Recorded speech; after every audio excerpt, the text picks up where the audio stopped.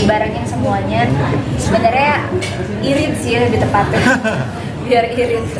Nggak, jadi makanya ya udah dibikin 2 acara aja langsung sekaligus.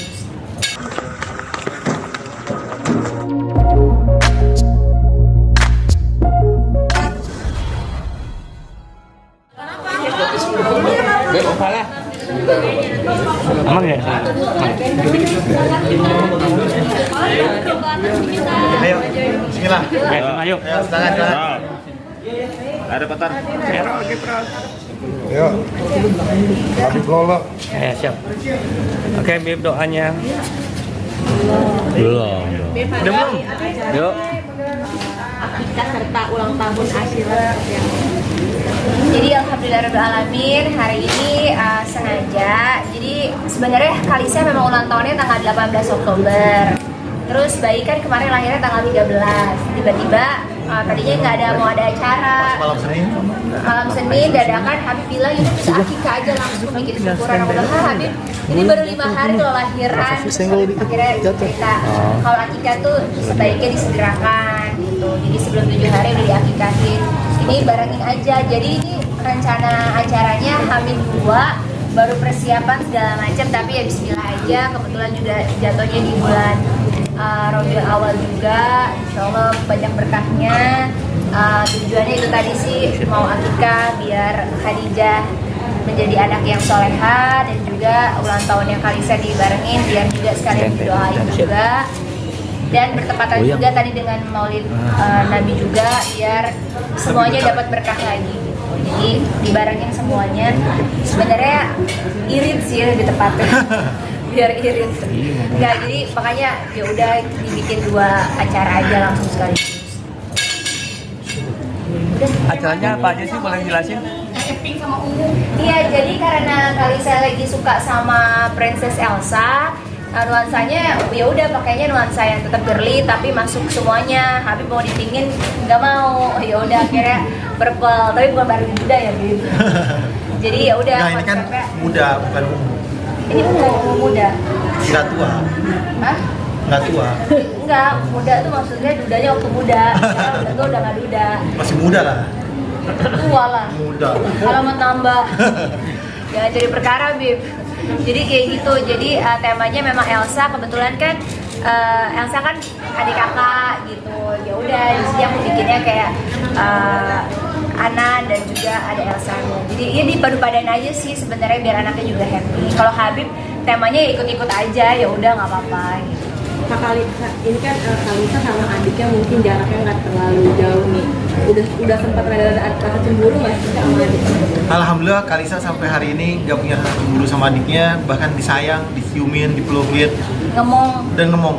Jadi adiknya punya apa aja, oh iya. Biasanya kan kalau sama kakaknya kan, wah diminta punya Kalisa. Tapi sama ini nggak, Masya Allah sih. Masya Allah juga kita kaget sih, Kalisa dewasa banget. Benar-benar kayak tidur yang biasanya nggak pernah lepas dari ketek aku. Pada saat aku udah mulai nyusuin segala macam, Kalisa justru toleransinya besar banget. Dia yang bisa tidur sendiri, tiba-tiba kita kaget. Tiba-tiba bangun tidur, kita pikir yang biasanya suka nangis, cranky, ini bangun tidur langsung cium aku, cium babynya, cium abahnya.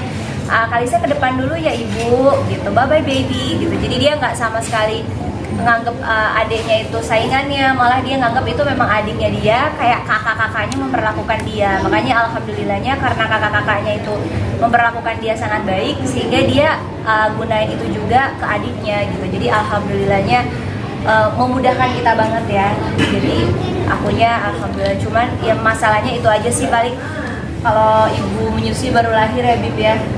Ujiannya lebih Jadi ujian menyusui ya. Masalah yang paling besar sekarang ini adalah bengkak, sakit, Iya, terus kemarin drama menyusui lah ya. kemarin juga sempat demam ya, meriang. Iya, meriang apa. Jadi ujiannya sebenarnya ujian normal aja. Makanya buat semua ibu-ibu yang menyusui semangat, karena memang kalau kata Habib itu apa Bib?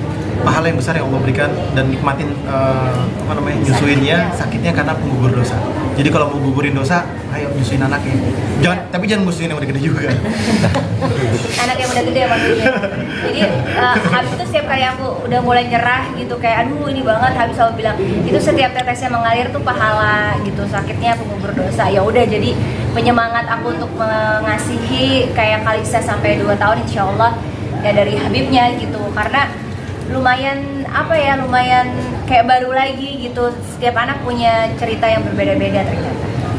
Nanti Kalisa udah lepas ASI ya Kak? Udah, jadi memang Kalisa lepas ASI dulu, baru kita program anak lagi ya. Tapi ini kalau lepas ASI kita libur dulu ya. Tapi katanya Habib mau langsung Kak, bener? Apa kamu? Sekarang kalau ditanya mau langsung nggak mau. Kemarin itu sebetulnya udah sangat trauma banget sampai bilang udah cukup, ini bontot ya. Ya habis lahir, karena prosesnya tuh aku itu kontraksi lama banget. Dari hari Rabu jam 6 tuh aku udah pembukaan 3. Jadi udah ada pembukaan dari hari Rabu. Tapi Habib udah bilang, kamu lahirnya insya Allah malam Jumat. Dia bilang sebaik-baiknya hari itu sebenarnya malam Jumat. Sebaik-baiknya hari Jumat? Iya, hari Jumat. Apalagi kalau Nah, kalau masuk maghrib malam Jumat aja udah bagus kata Habib. Karena Kalisa alhamdulillah hari Jumat. Terus Kartika Habib juga hari Jumat kebetulan. Tapi Kartika bilang, yaudah Habib hari apa aja ini udah pembukaan gitu. Kita udah nebak tuh ya kemungkinan hari Kamis. Udah gitu dari hari Rabu ke hari Kamis kita pikir subuh tuh udah kontraksi aktif. Taunya kontraksinya berhenti, benar-benar berhenti sampai Kamis sore. Kamis sore jam 12 itu baru mulai kontraksi lagi. Jam 4 sore itu udah Kamis jam 4 sore. Iya, jam 4 sore itu udah lengkap, pembukaan lengkap gitu. Sebenarnya kalau udah pembukaan lengkap kan kita berpikirnya ngedennya paling ya 30 menit 1 jam tuh udah maksimal, karena untuk Kalisa cuma setengah jam. Pas udah bukaan lengkap, ngedennya itu benar-benar Habib bilang udahlah tungguin dulu aja sampai azan maghrib gitu. Sampai bidan yang nolongin juga Ngamuk. Habib ikhlasin ya, Habib tonjok nih katanya gitu, ini kasihan istrinya segala macam karena ketubannya juga udah pecah. Tapi udah dikedenin, udah di semua itu tetap nggak maju-maju ya lahirannya gitu. Terus segala macam azan maghrib hari Kamis, terus setelah azan maghribnya selesai 5 menit Habib bisikin, udah anak gue ibu mohon maaf anaknya ibu lupa. Anaknya ibu bupati nih. Maaf dia dari Kendal mabok jalan nih. Jauh banget. 4 jam loh. Masa sih? 4 jam. 4 jam naik apa? Oh iya, Kendal ya. Ntar kalau ke Kendal ongkos makan biaya tinggal sama ibu Cadi. jadi gitu. Jadi pas udah maghrib Habib cuma bisikin sekalian doain. Udah maghrib yuk. Udah maghrib yuk boleh keluar gitu. Dan Masya Allah anaknya nurut banget langsung keluar. Tapi terjadi kekerasan dalam rumah tangga. Ini Besok Habib saya mesti ngelaporin. tapi cabut ya.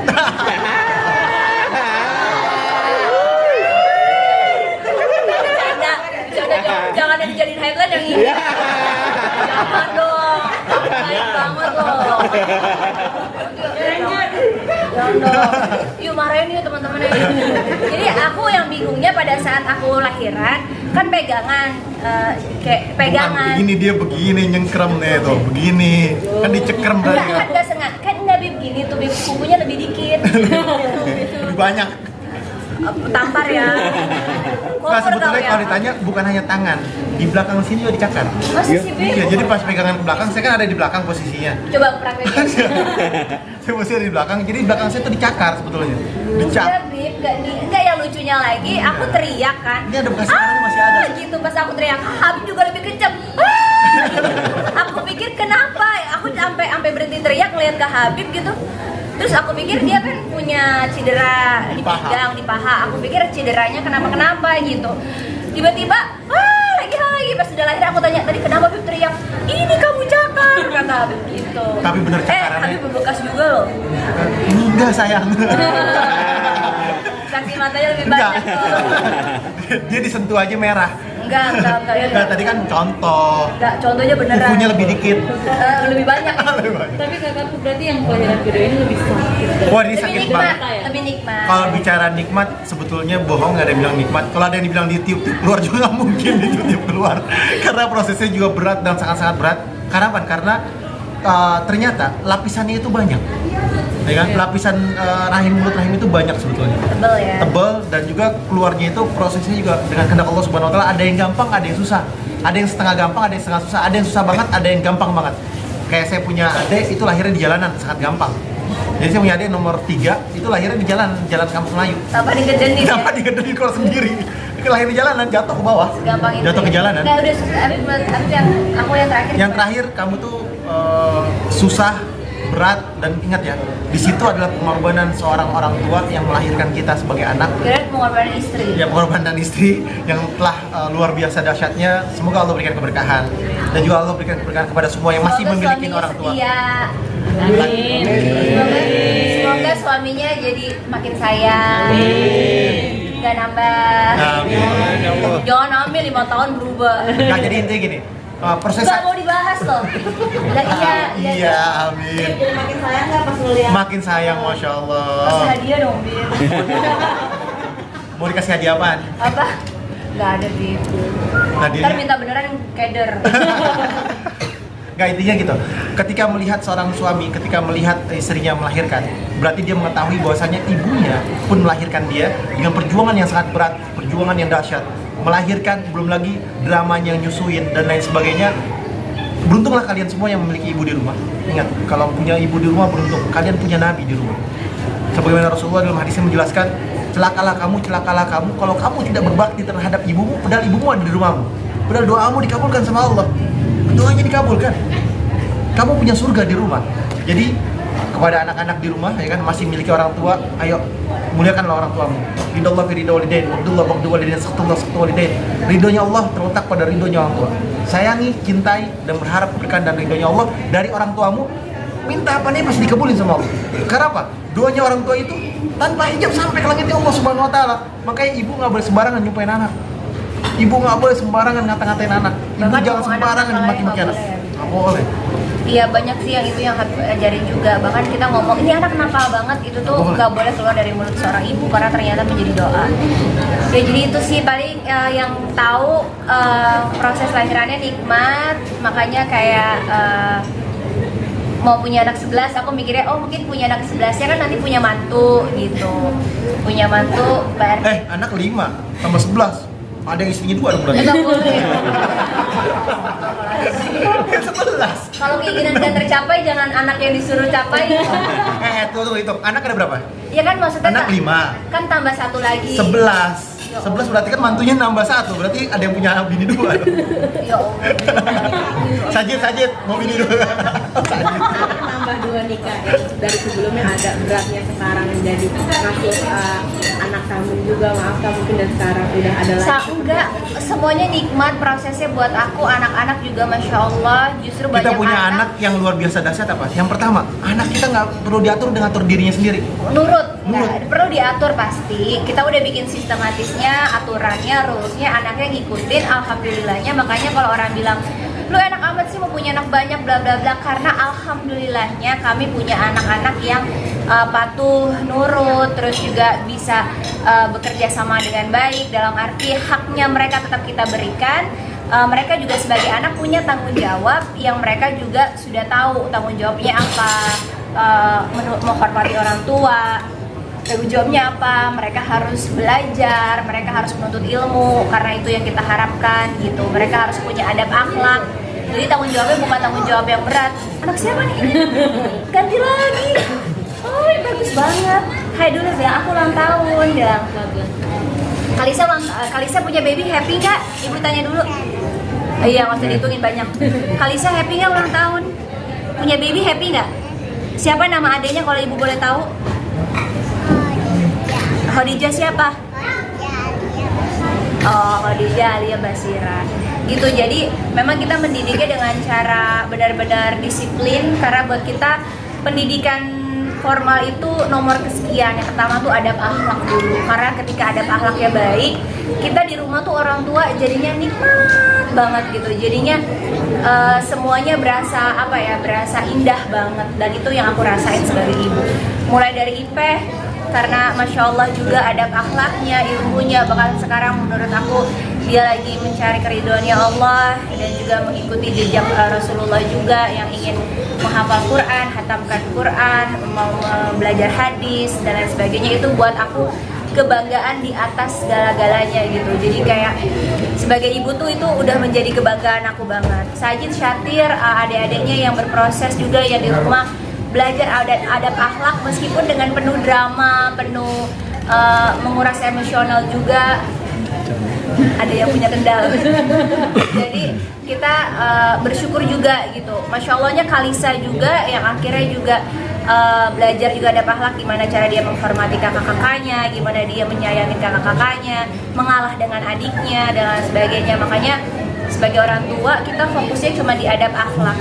Untuk masalah pendidikan lainnya itu bonus buat kita, bukan jadi prioritas. Tapi kalau adab akhlak itu kita jadiin kewajiban anak-anak kita gitu. Karena yang zaman sekarang mirisnya banyak orang yang sukses, banyak orang yang cerdas, tapi adab akhlaknya nggak ada.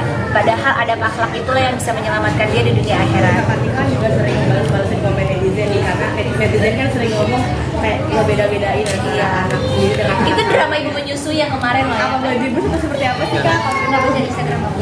Kamu kepoin siapa di Instagram? Yang lewat aja. Orla ya. Enggak lah. Jadi sebenarnya gini, hormon ibu hamil kan, ibu melahirkan ya. Aku lagi menyusui, bingung mau ngapain, pumping kan akhirnya buka handphone. Lalu aku photoshoot berdua sama Kalisa, Habib pun nggak ikut gitu. Emang permintaan fotografernya bilang ya namanya kita disponsori ya, jadi mereka yang ngatur, boleh nggak fotonya sama Kalisa aja. Tiba-tiba keluarlah netizen julid yang kok Sajid Syatir nggak pernah diajak gitu. Sebetulnya juga saya tuh nggak diajak juga. Iya, sabar. Jadi biar gak susah ngetrop ya gitu. Jadi Nggak, tapi pas udah sampai sana diajak, ya nggak usah lah. tapi baper. Jadi udah gitu, memang kan Sajid Syatir tuh di fase puber yang udah lagi nggak suka kamera, Nah, lagi yang pula Sajid sama Satir itu lagi les waktu itu. sekolah juga. Sekolah Tapi dan apapun les. itu tuh sebenarnya itu kan konsep aja ya gitu. Dan aku juga pikir IP-nya nggak ada. Kalau ada IP pasti kita maunya pasukan lengkap gitu. Dan kita juga pernah photoshoot pasukan lengkap, nggak pernah dibahas. Yang aku pikirin adalah pada saat aku kontraksi bukaan 10 udah lengkap, kita tuh masih mikirin Syatir yang jatuh dari ledak sekolahnya. Jadi kayak di saat, inget nggak ya, di saat udah lengkap pembukaan sampai Habib telepon dulu ke sekolah itu Syatir kepalanya nggak apa-apa, nggak jeledak gitu. Itu di saat ya lahiran tuh hidup dan mati ya buat aku gitu.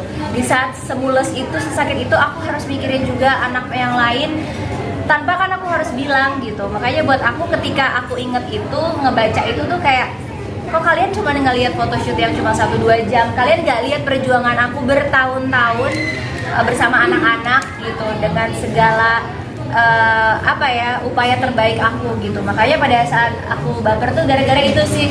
Kayak pas udah mau lahiran aja kita masih mikirin Syatir ya, waktu itu dikabarin dari sekolah kalau dia ngejeledak didorong temennya di kursi. Makanya buat aku kayak, ya Allah, ini di saat aku kalau aku egois nggak mungkin di saat aku udah mau melahirkan aku masih suruh Habib untuk cek Syatir gitu, baik-baik aja atau enggak gitu. Makanya buat aku kayak, ya andai mereka tahu. Dan Habib juga kan bukan orang yang bisa bicara di media sosial kan. Habib cuma bisa untuk sabar, udah yang penting aku yang tahu dan sebagainya. Tapi kan kita perempuan kayak masih mangkel kalau nggak dikeluarin, ya udah akhirnya aku balesin gitu. Balas itu sebenarnya bukan untuk apa-apa, cuman mengajarkan netizen bahwa kalau berkomentar tuh jangan merasa paling benar lah gitu. Belajar dari pengalaman kan, udah berkomentar A, B, C, D, E, F, faktanya berbeda, harusnya netizen tuh malu gitu, bukan malah marah, malah ngebully lagi. Dia yang salah nilai orang, kejadiannya berbeda, malah dia malah marah lagi sama artisnya. Jadi aku bingung sama oknum netizen yang kayak gitu kayak seenak-enak dia aja bisa benci sama ini, tiba-tiba suka sama ini, benci sama ini. ngangkat ini, ngejodohin ini, malah mereka juga yang mau misahin ini. Jadi buat aku tuh oknum netizen ini nih sudah berbahaya gitu. Udah dahsyat. Udah menjadi wadah setan untuk menjadikan mereka itu senjata berbuat dosa Ingat ya, massal. benernya aja itu gibah. Benernya gibah. Salahnya fitnah. Gibah itu kalian punya amal ibadah sebanyak apapun, ketika nanti ada di mizannya Allah, Anda gibahin orang, Anda akan dipanggil dengan orang yang telah Anda gibah. Dia ridho atau enggak, ikhlas atau enggak. Kalau enggak ikhlas, amal ibadah Anda diambil sama orang itu. Jadi harus Itu benar. benernya. Salahnya fitnah, lebih fatal lagi. Al fitnah itu asyaddu minal qatl. Fitnah itu lebih kejam daripada pembunuhan. Iya, makanya itu sih yang buat Dahsyat. aku. Hati-hati. Mulut tidak bertulang, tapi tangan kalian bertulang. Air ngetik. Iya, benar. Ini yang berbahaya. Lucu loh suami aku. Jadi Udah ngelawak. iya nggak boleh. Jadi kayak gitu. Jadi Boleh sana. Boleh, boleh sana. Iya, iya. Oh iya, boleh. Boleh. Acak-acak boleh. kakaknya jangan nanti nggak bagus dong, nggak boleh dong. Udah selesai itu kakaknya. Ya udah izin kakak boleh. Udah selesai kakaknya. Jadi kayak gitu. Jadi buat aku pribadi, yaitu tadi sih pesan juga untuk para netizen gitu ya, dengan tangan kita bisa menyakiti, melukai hati orang lain yang faktanya kalian nggak tahu. Kayak aku sama Habib tadi, ya aku bisa aja bilang Habib sakitin aku, faktanya kan berbeda apa yang terjadi. Atau aku bisa juga bilang aku sakitin Habib, Mana-mana yang? udah hilang.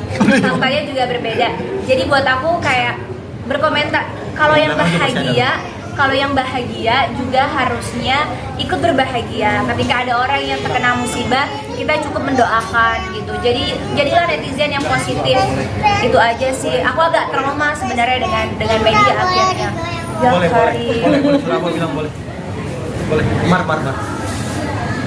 Boleh sana. Boleh.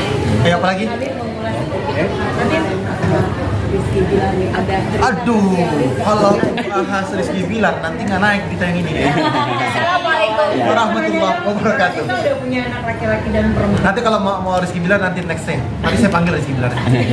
Cerita kan sudah punya. Saya bawa ke sini ya, Palestina boleh. Sudah punya anak perempuan dan laki-laki. Seperti apa nih ada pasti ada namanya orang tua punya yang namanya mengurus anak laki-laki dan perempuan itu pasti ada macam-macam berbedanya. Dia sendiri tuh punya konsekuensi dan punya tipsnya seperti apa sih? Gini, ketika kita memiliki anak laki-laki ataupun perempuan, berlakulah adil terhadap anak laki-laki kita dan adillah terhadap anak perempuan kita. Dan lebih dilembutkan anak perempuan kita daripada anak laki-laki kita. Siapa yang mendidik anak laki-laki dan anak perempuan? Ingat, kasih tahu sama ibunya yang mendidik. Ibunya di rumah didik, keraskan, tegaskan, dan juga kasih punishment atau apapun ketika dia bersalah. Contoh, saya punya anak saya itu nggak boleh main handphone, main iPad, laptop dan lain sebagainya, itu nggak boleh. Sampai rumah di sekolah misalnya ada keperluan nggak apa-apa di sekolah, sampai di rumah taruh di meja, nggak boleh dinaikin ke atas, nggak boleh masuk ke kamar, nggak boleh masuk kemana-mana. Di situ didiamkan. Habis itu dia boleh ngaji, boleh les, boleh ini itu dan lain sebagainya, bebas. Yang penting bersosialisasi, karena kalau udah megang handphone, yang dekat jadi jauh, yang jauh jadi dekat. Satu itu. Yang kedua, tidak terkontrol apa yang ada di dalamnya. Apa yang dia lihat, apa yang dia perhatiin, apa yang dia searching, kita nggak tahu. Ini yang berbahaya. Yang bahaya sekarang bukan hanya di rumah kalian, tapi di genggaman kalian. Handphone ini berbahaya. Jadi anak-anak di rumah emang nggak ada yang pakai handphone sih. Jadi kita kontrol, bahkan nggak ada TV juga tujuannya biar kita tahu apa yang dia lihat. Tapi lebih ke aktivitas les bola, les sepatu roda, les renang, les bahasa Inggris, semua yang positif yang sesuai hobinya mereka kita tetap berikan haknya. Jadi gitu, jadi yang kayak gitu. Kalisa pun sama, kita nggak kasih handphone. Makanya kita lebih suka kayak banyak guru les yang hadir, bahkan yang asuh juga kita ajarin untuk dia belajar terus-menerus, baca buku, nulis dan lain sebagainya. Karena sekarang buat saya media sosial itu adalah ancaman buat anak-anak. Nggak takut anaknya kuper, enggak. Karena lebih baik kita mengajarkan anak kita supaya nggak kuper daripada kita memperbaiki anak yang sudah terpengaruh oleh hal-hal yang negatif di media sosial. Dan yang terpenting lagi, tadi kan handphone berbahaya. Bagi yang bisa menggunakannya, handphone juga tidak berbahaya dan sangat bermanfaat. Sama seperti pisau ibu-ibu di dapur, api seperti kompor buat ibu-ibu dapur, itu aman dan bagus karena dia bisa menggunakannya. Tapi kalau anak kecil yang menggunakannya sangat berbahaya. Sama. Oke.